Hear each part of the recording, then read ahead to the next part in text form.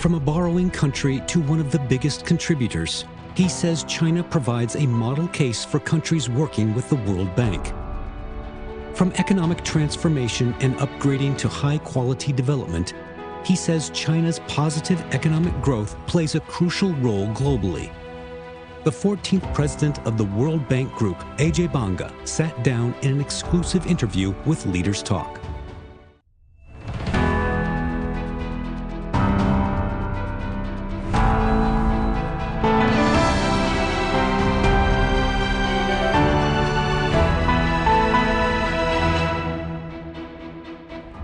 Hello and welcome to Leaders Talk, where we meet leaders, thinkers, and trailblazers. I'm Zhou Yun. Our guest today is Ajay Banga, the 14th president of the World Bank. As the world's largest multilateral development institution, how does the World Bank look at China's development achievements and the future of global economic growth? Over the past over 4 decades, how has China and the World Bank cooperated, and how will both sides deepen their partnership in the future? Let's find all these answers from an interview with President Banga. President Banga, thank you for joining us on Leaders Talk. Sure, thank you for having me on, and it's a pleasure to be here. We're here at China Development Forum. We're senior Chinese officials, global business leaders, and representatives like you from international organizations gathered here to discuss some of the most pressing issues concerning the growth of the world and China's development. So to start with, what issues top your agenda? Coming here after 2 or 3 years, but I used to come frequently to the China Development Forum. I see this event as a way for the private sector to engage with government and its policies in China for where China wants to go with its new idea of growth. You know, they've had a certain model of growth for a long time, and it's done really well. I think that's the first issue. What's going to happen now in the future? The second big topic for me is the topic of green growth, showing that you can grow while being environmentally sensible. So these two are quite important to me. Against the backdrop of the overall weakness of the world economy, China's GDP in 2023 exceeded 17 trillion US dollars, an increase of 5.2% over the previous year. How has China's economy sustained such a growth? How will China's new development opportunities benefit the world? The annually held China Development Forum in Beijing invites leaders from international organizations and business leaders and experts from all over the world to discuss these issues. In his speech at the forum, Banga said development is marked by setbacks, missteps, and periods of incremental progress. China's remarkable journey stands as a testament to what's possible. Well, Mr. President, let's talk a little bit about China's economic growth, because during China's political season, the 2 sessions, China has set its economic growth target at around 5% for 2024. What is your take on this GDP target? I don't think the number is as important. Whether you make, remember they said around 5, so it could be a little below, a little above. I think what's important is 2 things. First, 5 itself is a remarkable number for an economy of this size. That is true. But China's size and the denominator effect is very different from what it was 2 or 3 decades ago. Second, I think they're going through a transformation of the economy for the future of China. The model that China used for growth for the last few decades was a model that worked at that time. They're trying to change that to a different model for the future. And that requires innovation, technology, green industries, consumption to grow. And I think that's a different way of growing. That transition period will take its time. But 2 things you should not forget when you think about China's growth.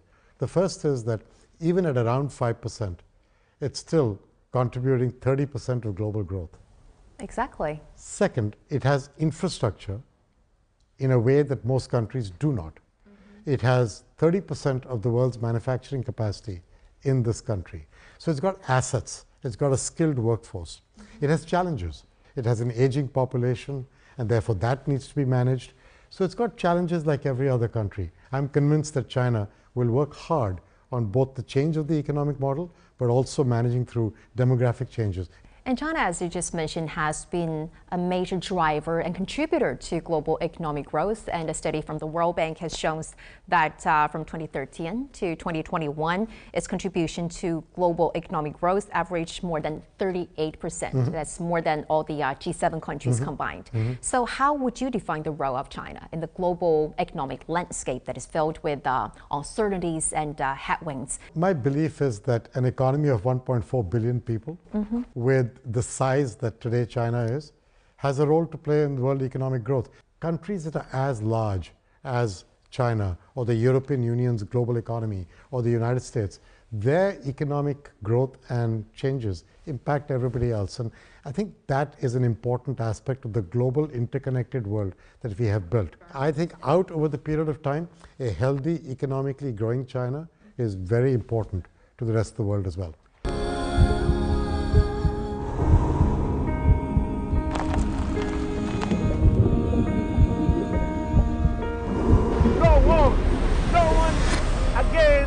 Holding guns toward protesters.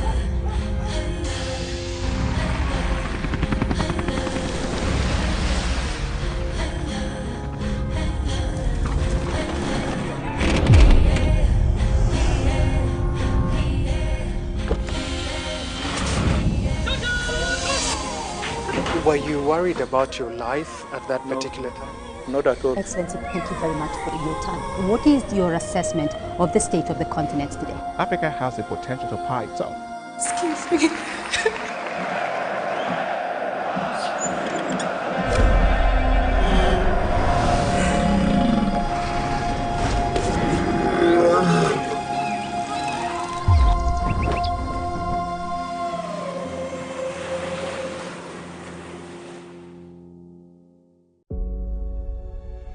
Facing the unknown is always difficult. In a world in turmoil, it's easy to lose orientation. But when the storms come, we have to see the possibilities, reinvent, find new opportunities, discover a path forward. CGTN, see the difference.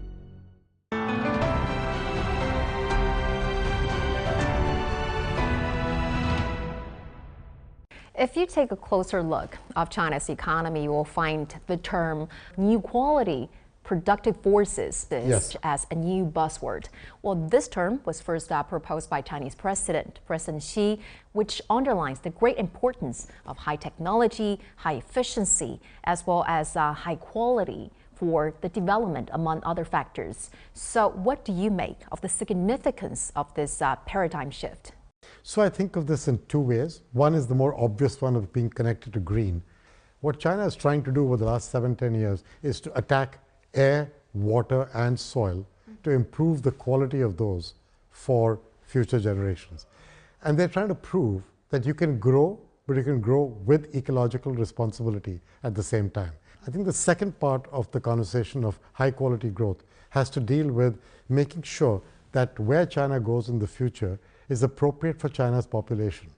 And I think that requires you to understand demographics, requires you to understand the skill dividend that China has gained because of the investment it has put into training its labor force. Every year, 15 million people are coming into the labor force in China, even now.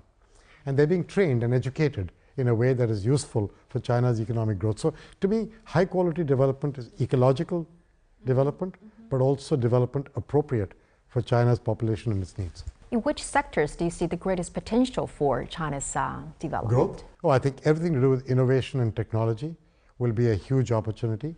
China has great advantages in technology and innovation, and I think that should continue to be pursued. I think green, if you look at the way China has invested in solar and wind over the last 15, 20 years, it's not a coincidence that half of the renewable energy capacity being added in the world is happening in one country. I think that's a good thing.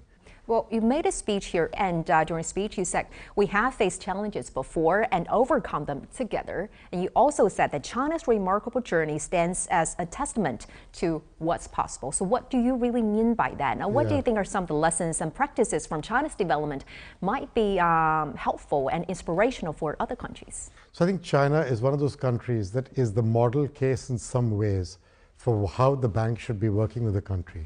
China at one time, back 40 years ago, was a recipient of IDA grants. And IDA is that part of the bank that lends money to the countries that are most in need. And essentially these are grants or very deeply concessional financing that these countries get. China got that. From there to where today China is one of the larger donors to the bank is a perfect story of how you get income and money from the bank when you need it, and then the time comes and you're better off and you can help other countries. So that's one part of the story. The other part is right from the beginning, China and its government did a sort of a collaboration with the bank where the focus was not just on money, but on knowledge. And I think the idea of pulling knowledge from the bank and from our people and our expertise, and then using it for projects and development in China, and now taking China's experience and using it elsewhere, that again is a model case for the World Bank. So for example, ideas of what you're doing with green sustainable growth have been used elsewhere. Your train systems, your infrastructure, these are things that can be used elsewhere. So the idea of a learning model which learns both ways is as important as the money. And I tell everyone that the World Bank is both a money bank and a knowledge bank. And China has made use of both.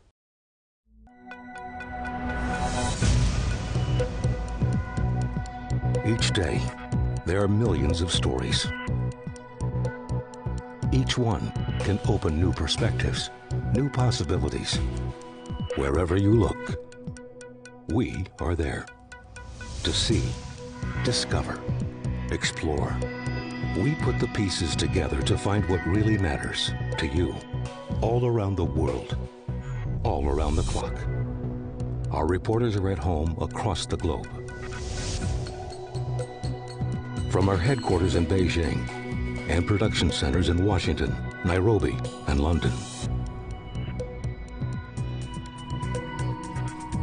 Stories from across the globe, reaching people across the globe. CGTN. See the difference. Images may appear to be identical, but looks can be deceiving. The difference is not always obvious. It has to be discovered. There are always different sides to a story. We put the focus on the details. To see more, to understand better. CGTN. See the difference.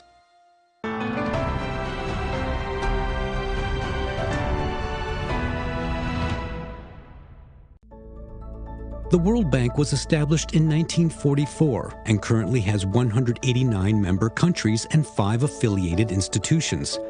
The World Bank provides loans, credits, and technical assistance to support infrastructure construction, as well as education, health, and agriculture projects in developing countries. Over the years, it has been instrumental in reducing poverty, promoting sustainable development, and solving global challenges. May 15, 1980 marked the official resumption of China's lawful seat in the World Bank. In 1981, the World Bank and its affiliated International Development Association provided for the first time a mixed loan totaling $200 million to support higher education in China. Over the past 40 years, China has changed its status from a borrowing country to a major contributor country, and from an ordinary member to the organization's third largest shareholder. China was once learning from foreign talents, but is now actively sharing its development experience. Cooperation between China and the World Bank has positioned China as an increasingly important player on the global stage. China and the World Bank has established close development partnership during the past 40 plus years or so. So in which areas do you look forward to enhancing cooperation in the upcoming years? So, building the right kind of climate resistant infrastructure, or heat resistant varieties of seeds, or crops that can grow with lower water utilization. These are as important as managing energy emissions. I think that's one big area of growth and opportunity. The second big area to me is healthcare. And by that I mean pandemics, but also caring for older populations. They're going to need a different future of healthcare for them than what somebody who's younger than that needs. And the third one is the whole issue of rural populations and the importance of rural development and farmers. And I think so these three areas, climate and both mitigation and adaptation, healthcare particularly for older populations, and then how to think about rural populations and rural development. These are three areas we could work very easily in. What about one of the primary goals of the World Bank is ending extreme poverty, and China has made remarkable achievements on that front by helping nearly 800 million people out of poverty in the past 4 decades. So what lessons do you think might be helpful to other countries and the bank on that front? Well, I think the best way to reduce poverty is to give people a job.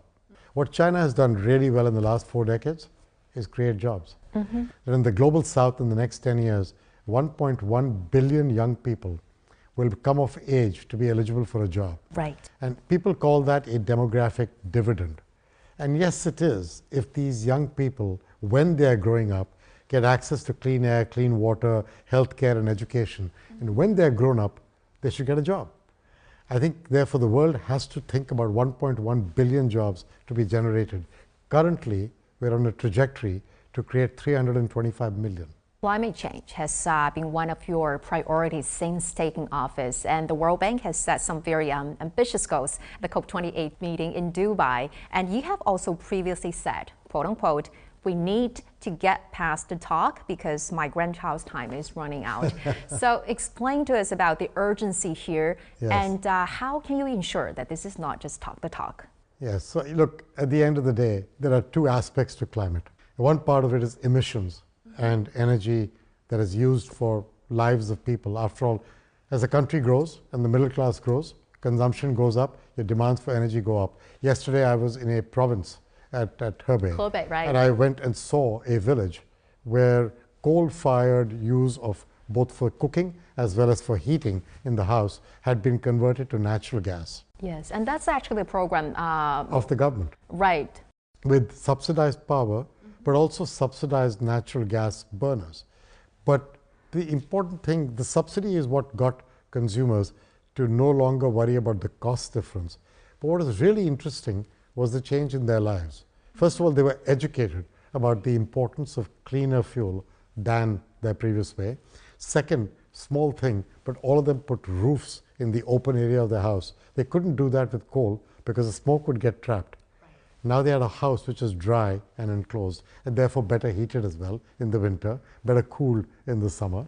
And that, along with the aspect of health and breathing, there's also just the quality of life aspect. I saw that, and I saw how they worked on not just household consumption, but also agricultural and transport and industrial. And then we went to a monitoring center where these dozens of monitoring stations were keeping a track of the quality of air and being able to track it and monitor it. So I think there's a whole package that got put together in that particular case. Now, why am I saying all this? Because I think along with this comes the opportunity to lead a better life. For example, now they're attracting tourists there. They're trying to earn income from that. The farmers are benefiting from it. So I think prosperity and shared prosperity is an important topic, but it's not just about the money. It's also about the quality of life. In what way do you think it or has made a difference, not only here in China, but might also be replicable to some other countries around the world? Oh, well, I think it's applicable in many places, because the idea of tackling climate across all dimensions, not just cooking at a home or heating in a home, but also crop residue burning, also transportation, also industrial pollution, and tackling it holistically across a regional airshed, because air is fungible, right? You can't just deal with the air above you, you have to deal across a regional airshed. And I think this program did all that correctly. The second part about it that's very important is the monitoring. And the ability to track emissions, use that technology, have field forces of people who can go to where the problem is detected, fix it, and provide a feedback loop. These are applicable everywhere. So this is not just a China only. This is one of those things that can go everywhere.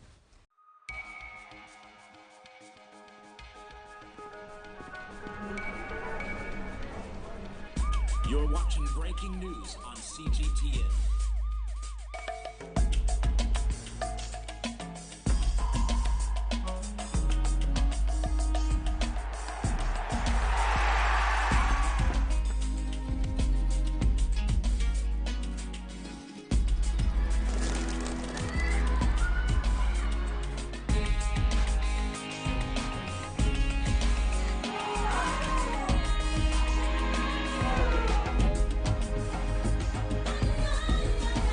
You're watching CGTN with the latest market-moving headlines from around the world.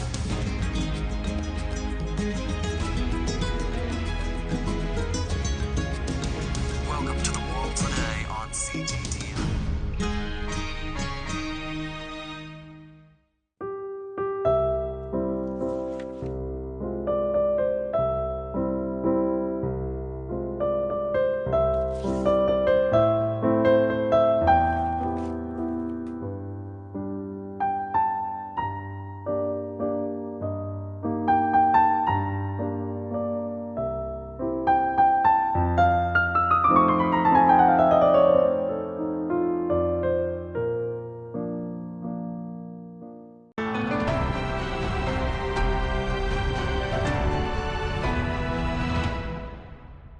Mr. President, I used to be a correspondent based in Washington, D.C., Yes. and at that time, the World Bank as well as the International Monetary Fund were the institutions that I covered extensively. I remember that back then, and even till today, there were discussions going on about the substantial reforms needed for institutions, for Yes. these institutions which Yes. were created in the 1940s Yes. at the Bretton Woods Conference. Yes. And now, as the chief of the World Bank, how do you plan to advance those reforms in order to make this 80-year-old bank more relevant, more For the next efficient? 40, 50 years. Right, or even longer, more inclusive in tackling the challenges as we face in the 21st century? So the first part of what we are trying to do is to include the idea of livable planet in our vision. So we were earlier very clear that our mission was to eradicate poverty and spread shared prosperity. We've amended that. I to know, I talk noticed about- that. Yeah, so now to eradicate poverty, but on a livable planet. Yes. And the idea of livable planet is what we've been discussing all this while. The idea of climate and clean air, clean water, focusing on healthcare and pandemics, or the issue of fragility, conflict, and violence. You know, there's more than 120, 130 million people in the world right now who are in some form of refugee status. That's the largest it's ever been. And you know, climate challenges will add to that refugee population. Conflict will add to it. Soil degradation will add to it. These are intertwined challenges. You cannot eradicate poverty without caring about all of these. I think that's the first big change in the way the World Bank is looking at its world and its aperture or its lens on the world. The second part is in our mission, we have added a specific focus on women and young people. Now, why those two? Women, because they're half the population, and they don't always get the opportunities that they need to get to be able to be as productive as the other half. The world cannot grow when half the population is not at the same place as the other half. And to me, this is absolutely critical. Second is young people. As I said, 1.1 billion young people are going to become eligible for jobs. We have to focus on them so they are productive and constructively employed in our society. The second part is, can all the multilateral banks work together in a way that makes the sum of the whole much bigger than the sum of the parts? So we're doing a number of things together with the Inter-American Development Bank, with the African Development Bank, the Islamic Development Bank, AIIB and others that I think can bring us together. So to give you an example, I want to create a co-financing model. So let's say a country is financing a specific project and I speak to them. I can't fund the whole thing. So today I have to go to the other multilateral banks and see if they will become partners with me. Right. That country's project has to be underwritten by each of those banks. They don't have the capacity to do that. They can't deal with 5 multilateral banks. We should be able to rely on each other's underwriting, one common platform, one co-financing platform, make it easier for the country that needs the help. Third is working better with the private sector. I believe that there's not enough money in multilateral banks or governments, even rich governments, to be able to meet the challenges of climate change, pandemics, inequality. We're going to need trillions of dollars of investment. The only way you're going to get that in a sustained way is through the private sector. You need their capital, their ingenuity, their innovation, and their energy to come to the table.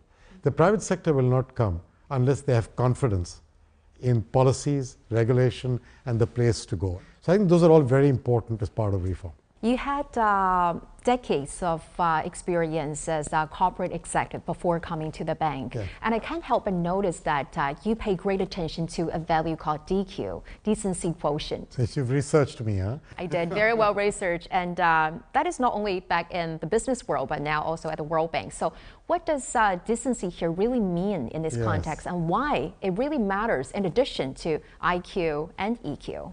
I was trying to explain to employees in my prior company in MasterCard, this is where this happened, that when I was young, what mattered was your IQ. When I got to business school, what began to be talked about was your EQ. You know, you couldn't choose your boss or your colleagues, but how you responded to difficult situations determined your success. And I think in our world, what really matters now is your decency quotient, meaning decency is a word you cannot misinterpret. It basically requires you to make the other person feel like you're an equal, to make the other person feel that my hand is on your back and not in your face, to make the other person feel that I will care about giving you a level playing field, so then you can run to win. President Banga, it was a great pleasure talking to you today. I appreciate it. Thank you.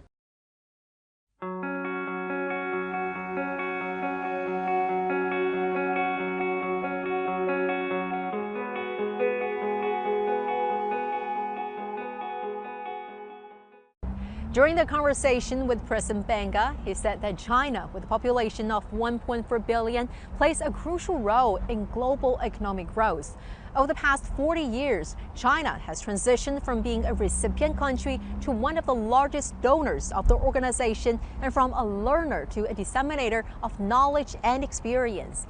He believes that the cooperation between the two sides serves as a model case in more collaboration to create a livable planet. With that, we're going to wrap up this edition of Leaders Talk. I'm Zhou Yun reporting from Beijing. Thank you for watching, and see you next time.